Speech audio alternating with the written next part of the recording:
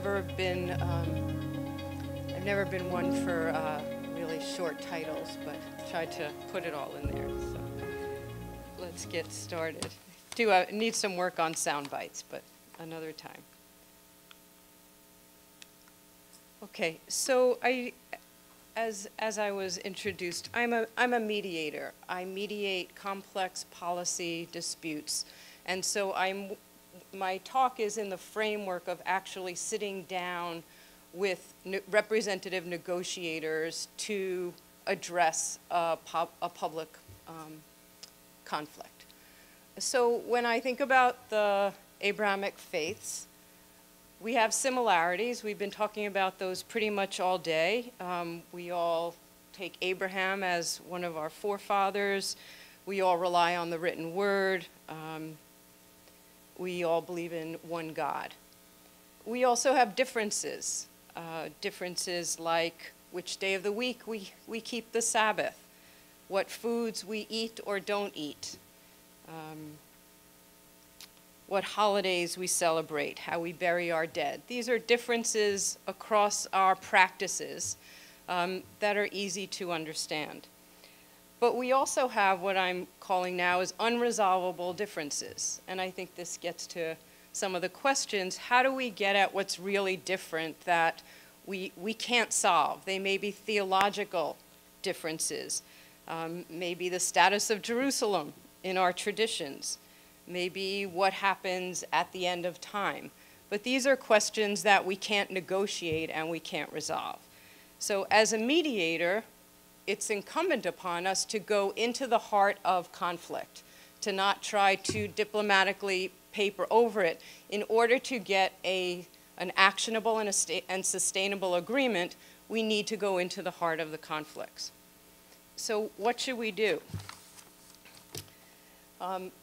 Over time, when there's been peace, we've seen these differences play out in different ways, right? So in times of secular governance or status as a protected minority, we've seen tolerance and sometimes the benefits of diversity, right? We've seen integration of ideas. Sometimes those are called golden ages in history.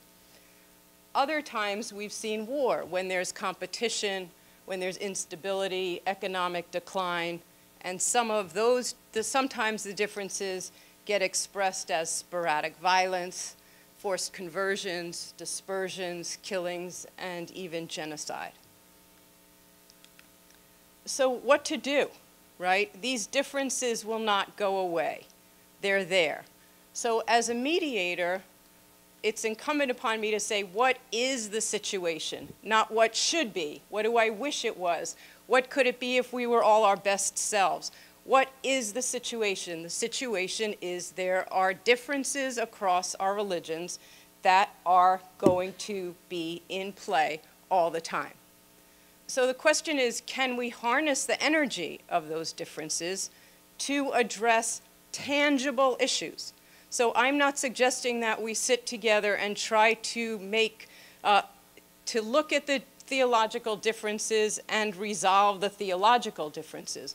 What I'm suggesting is, when there is a tangible conflict, is there a way to harness the energy, the gaps, and use that energy to innovate some kind of new way of looking at the conflict?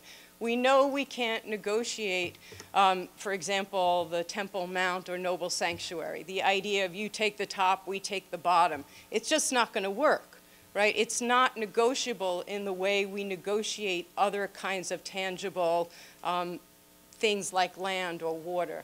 So what can we do to address those?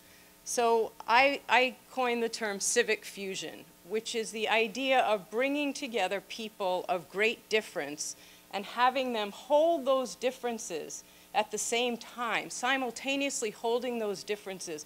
And as they do that, an energy emerges that enables them to work together to solve a shared public goal. So that's what I'm proposing. So how do we do that? I would suggest that we have some capacity to simultaneously hold contradicting ideas in our minds at the same time. And so what I want to do is show some of the ways we are able to do that, and then ask the question about how we would expand our capacity to do that. So I'm going to look at a number of different scenarios, different cases. So this is the dress. Anybody familiar with the dress? Okay. So the dress is something that was a photograph that was posted to the internet by a couple of women who were in a dress store, and they couldn't agree on the color of the dress. So they sent it out to a bunch of other friends saying, what color is this dress? Some people saw it as blue, some people saw it as white, and it became an internet sensation. These are the different colors people saw. Some people saw that same dress, that same photograph, as white and gold, as blue and gold. Sorry, the colors aren't so great on this, and as blue and black. In fact, I want to make sure I had the right first picture up, and I said to my husband, what color is this dress? And he said, it's white. And I'm like, okay, great, I have the good one, because I'm seeing it blue. But so what does that mean? What can we draw from this? What do we draw from this?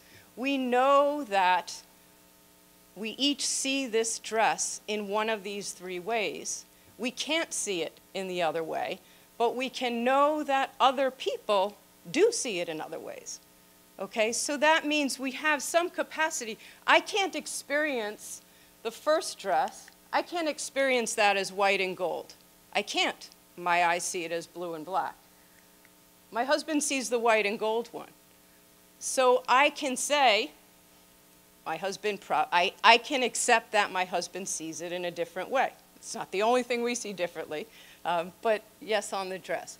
So that gives us a case where we can see one, we can perceive one reality, but we can accept that others around us perceive an alternative reality, even if we can't see it. Okay, let's go to another case. Here's another case where we're going to see two views at different moments. People familiar with this? Okay, some people see a young woman. Yes? Some people see an old woman. Okay, if you look at the small triangle on my far right, if you see that small triangle as a nose, you'll see a young woman with her head turned to the side. If you look at that as a mole on a nose, and the very bottom here as lips, you'll see an old woman. Okay? So we know that our mind can look at the same stimulus and see two realities, but we can't hold them simultaneously. What about moving to the question of time? So we know that today is the 2nd of November, 2016. We all agree on that. It's an international norm. We don't think that much. I see you laughing, Basil, because when we tried to schedule the date of this, we had exactly the problem that I'm going to show. It's November 2nd. That's our international norm. It's actually the Gregorian calendar that begins marking time at the Nativity. Okay? Has a religion basis to it, but it's an international norm for people of every religion. Today also happens to be the 1st of Cheshvan in the year 5777, according to the Hebrew calendar. That's a lunar calendar, unlike the Gregorian calendar, which is a solar calendar. That's another day, another way of marking today. That calendar started counting time, it's said, on the day that Adam and Eve were created, which is the 6th day of creation.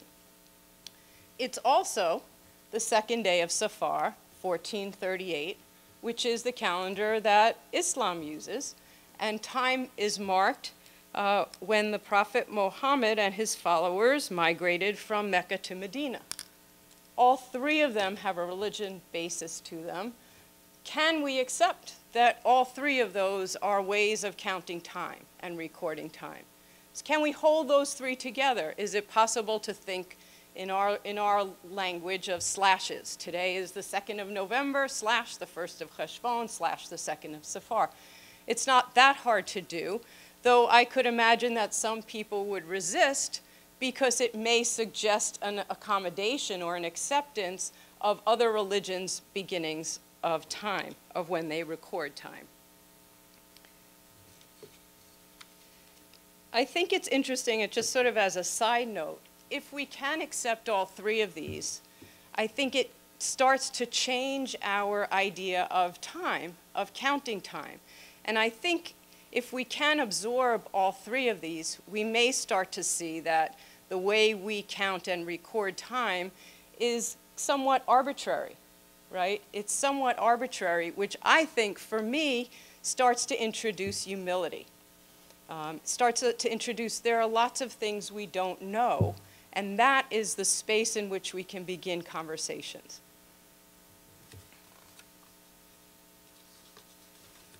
So let's go next to contradictory beliefs, right? This is a leap. Many years ago, I facilitated a dialogue among pro-life and pro-choice leaders of Massachusetts after we had fatal shootings at 2 women's health clinics. And we had secret meetings, and we got together and looked at similarities and differences. One of the critical differences was that the pro-life women believe that life begins at conception and abortion is the taking of life. The pro-choice women believe that they prioritized women's control of their bodies and the right to terminate a pregnancy. Those are irreconcilable differences. There's no way to resolve those 2 worldviews. But they were able to understand, and it took us quite a lot of time, as I'm sure your dialogues do as well. It takes time to get at the worldviews. It takes time to gain understanding.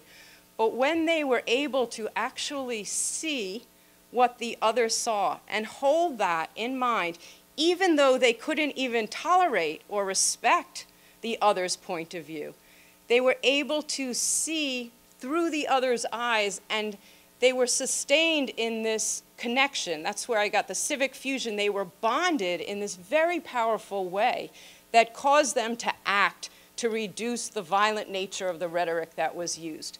So they weren't trying to solve that difference, but they wound up in a space of holding 2 different worldviews simultaneously without accepting the adequacy of the other. And in that moment, that energy that was created among them caused them to act on behalf of the public good.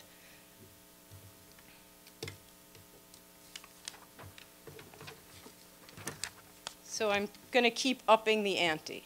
Let's move to what gets really harder.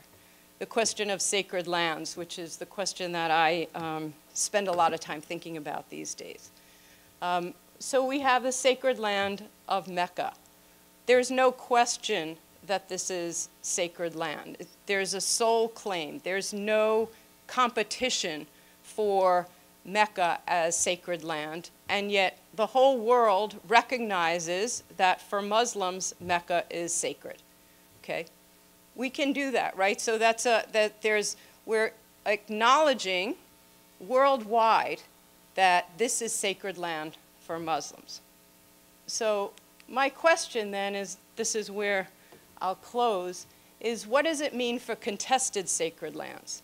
Is there a way for members, religious leaders, to think about the 3 different realities that are sitting within Jerusalem and in what is a conflict over Jerusalem with unresolvable differences?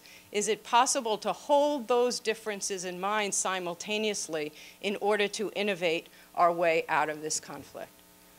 And so I just close with my conclusion is to access the sacred potential in Jerusalem, we may need to ask respected religious leaders to build capacity for holding their detailed beliefs simultaneously with deeply held, sometimes contradictory, and even seemingly unassailable beliefs of other adherents. Now, it's impossible to know what innovative resolutions of tangible issues, if any, might emerge from such an effort, but, in a word, it would require a leap of faith. Thank you.